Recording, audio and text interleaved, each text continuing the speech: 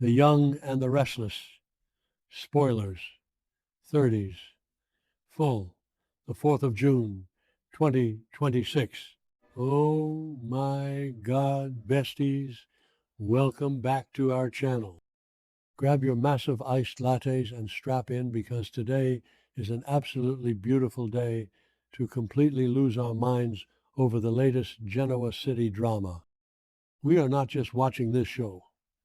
We are invested, okay? My jaw is permanently on the floor, and I have so much tea to spill that I don't even know where to begin. You guys, I am deceased. Stop what you are doing right now.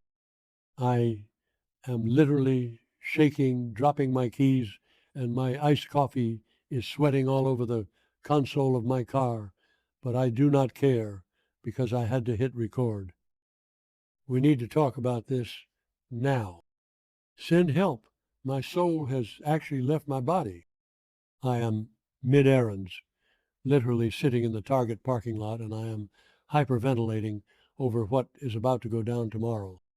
The stakes are astronomical, and I am personally offended, totally living for it, and genuinely spiraling all at the same time. I cannot even process the sheer audacity of these people. They are officially on my do not perceive list, but I also cannot look away. The cinematic mayhem of this upcoming episode is going to destroy me, and I am here for every single second of it. Wait, backtrack for a second. I missed a step. Let's start with Lily and Kane because my heart cannot take the emotional whiplash. Did I say that yet? Ah, my brain is mush. Moving on. Kane Ashby is officially the man of the hour, and I am straight up screaming. He actually came through. After all the stress, all the tears, all the absolute misery of Malcolm Winters needing a bone marrow transplant and the family being completely terrified, Kane is the one who stepped up and made the surgery happen. Like, he literally saved Malcolm's life. I was mid-skincare when I read this update, and I smeared my charcoal mask all over the rug because I had to yeet my phone across the room. Lily is so incredibly happy, and honestly, seeing her literally dancing after leaving dinner with Kane, S2, it was the cutest thing I have ever witnessed. My heart was bursting. It is giving major soulmates finding their way back energy, and I am manifesting a full-blown reunion. They are getting so close, and the vibes are genuinely immaculate.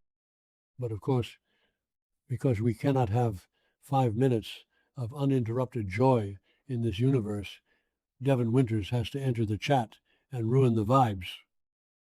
Bestie, be for real right now. Devin is genuinely acting like the fun police. He is so worried that Lily is making a massive mistake by getting close to Kane again, and he actually tries to intervene. And okay, I get it. Kane has a history of being a walking red flag. Don't even get me started on the vibes of their past drama and all the lies. But Lily is a grown-ass woman, and she straight up blasts Devin for interfering. Yes, Queen. I was cheering at my screen. She basically tells him to back the heck off and let her make her own choices about her romantic life.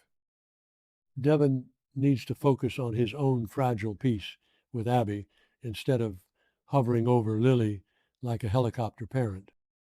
I mean, Abby's been getting awfully close to Daniel Romalotti lately, so maybe Devin should look at his own house before he starts throwing stones at Lily's happiness. I am calling it Devin's meddling arc is about to go nuclear if he doesn't chill out. Wait, I'm glitching. Okay, back to the main event. Oh, hold on. I should have mentioned this earlier, but my brain is running on fumes in sheer panic. Let's pivot to the hospital drama because Nate Hastings is out here moving in the shadows like a literal ninja. Nate secretly, yes, secretly nominated Dr. Stephanie Simmons for Chief of Staff at Memorial Hospital. I am genuinely unwell over this. Stephanie comes back to town, right? She has been delivering all this good news with Lily and Holden Novak about Malcolm's medical breakthrough, and suddenly she finds out someone put her name in the hat for the top job. And Nate just casually admits it to her. The absolute swagger of this man. I am obsessed. He is just pulling strings behind the scenes like it is nothing. Now, Stephanie has to decide if she is going to stay in Genoa City, which, like, obviously she has to stay. The hospital needs her. We need her. The aesthetic of her coats alone requires her to stay on my screen. Speaking of aesthetics, did you notice the lighting in that hospital corridor? It was giving very brooding medical drama from 2005, and I was weirdly into it. Anyway, tangent over, Stephanie deduces that Holden Novak is in town, and that is giving her a major reason to stick around, which is honestly so unhinged but also so romantic. Like tying your massive career moves to the proximity of a man you have a connection with. We love a multitasking queen. I am manifesting a total dumpster fire of hospital politics by the next update, but for now, I am living for Stephanie's power moves. If she takes that chief of staff job, the hospital is never going to be the same, and Nate is basically cementing his alliance with her. It is brilliant. Okay? Stop. Take a deep breath with me, because we are about to dive into the darkest, most twisted tea of the entire week, and I am not okay. We have to talk about Matt Clark. You guys, the trauma, the cinematic mayhem. I am clutching my chest. Sienna Bacall and Noah Newman are working together to recreate the dark room. Let me repeat that. Recreating the dark room. Why? Who asked for this? This is straight up psychological warfare. Sienna is literally expressing so much fear over this because it is triggering the darkest, most horrific memories for Matt. And don't even get me started on the fact that Sienna is Matt's evil ex. The layers to this toxicity are astronomical. Recreating a trauma space is genuinely the most unhinged thing anyone could do right now. And Noah is right in the middle of it. Sienna literally watches Matt, this absolute monster of a man who has terrorized half the city, sobbing like a baby, crying like a baby. I am literally hyperventilating right now. The imagery of Matt Clark breaking down because the memories of the darkroom are flooding back to him. It is a psychological masterpiece, but it is also deeply, deeply disturbing. Sienna actually feels sorry for him. Bestie. What? She is looking at this man who has caused so much pain, and she's feeling pity. I mean, I get it. Seeing someone break down is hard, but this is Matt Clark. She even starts thinking that recreating the dark room is a terrible idea. You think, Sienna? You think maybe recreating a trauma chamber is a bad move? I am screaming into a pillow. My neighbors probably think I am losing my mind, and honestly, they would be right. Wait, backtrack for a second. We need to remember what Matt just did. Literally, just weeks ago, Matt Clark had Nick Newman tied up and drugged in an abandoned gas station in Vegas. He forced Sharon and Noah to watch Nick hit absolute rock bottom. Noah is traumatized. Sharon is traumatized. Nick was a literal plaything for Matt's sick revenge. And now Noah is helping Sienna recreate the dark room. Make it make sense. My soul is leaving my body. Is Noah doing this as some sort of exposure therapy? Is he trying to break Matt completely? The psychology here is so twisted, I need a PhD to unpack it. Why would Noah involve himself in anything related to Matt's past unless it's a revenge plot of his own? But if it's making Matt cry, maybe it's working? I don't know. My brain is buffering. And that brings us to the absolute crescendo of this manic episode. Victor Newman and Nick Newman are clashing over Matt Clark's fate. Let me set the scene because the tension is so thick you could cut it with a chainsaw.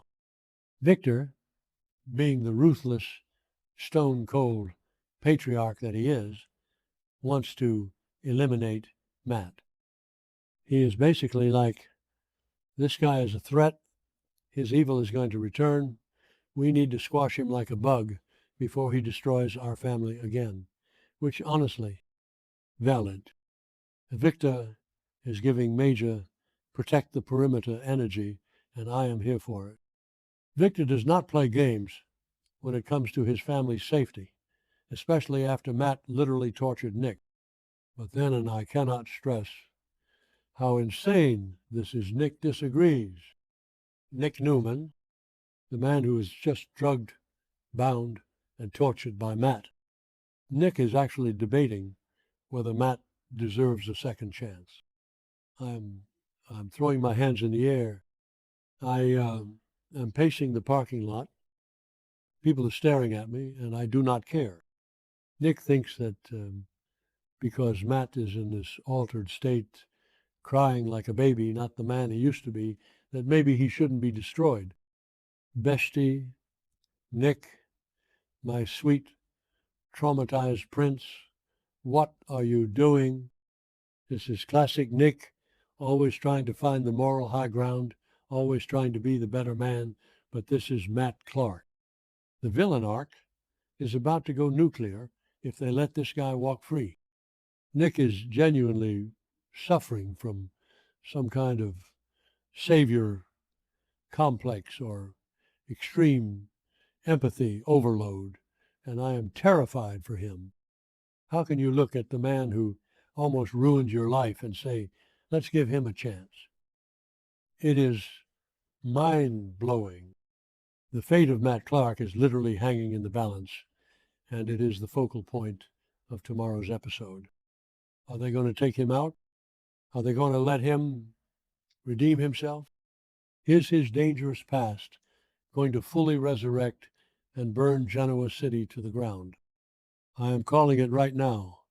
If they let Matt go, he is going to snap, and the chaos will be unprecedented. Victor is not going to just let this go.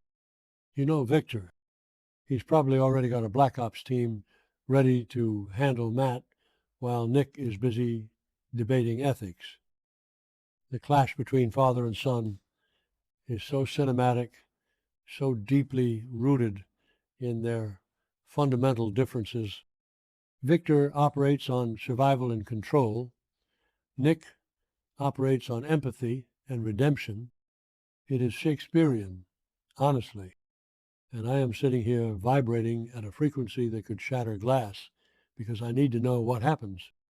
Wait, did I mention the secret is going to be exposed tomorrow too? Yes. The notes literally say, a secret is exposed. What secret? Is it about the dark room? Is it about Nate and Stephanie? Is it about Sally's baby that Billy thinks is his? Oh my God, if it's Sally's secret, I will actually combust. My grip on reality is slipping. I am so deep in this lore that I don't even know what day it is anymore. Is the secret about Matt's past? Is Sienna hiding something else? I am just a vessel for Genoa City drama at this point. The fact that all of this is happening at once, Lily and Kane falling back in love, Devon spiraling and getting blasted, Stephanie getting power moves, and the Newmans debating whether to execute a crying villain. It is too much. It is genuinely too much for one person to handle. I am genuinely sweating. I need to go home, take a shower, and stare at a blank wall for 3 hours to process this. But you know I am going to be glued to my screen tomorrow, manifesting a total disaster because I live for the mess. If Devon ruins Lily's happiness, I will riot. If Noah gets hurt by Matt again, I will sue the network. If Victor actually listens to Nick and lets Matt go, I am going to lose my mind. I am so unwell, besties. This situation is now my entire personality, and I am not okay. I am going to be thinking about Sienna watching Matt cry for the rest of the week. Let me know in the comments if you are also hyperventilating, because I cannot be alone in this. We are in this chaotic, messy, absolutely unhinged journey together.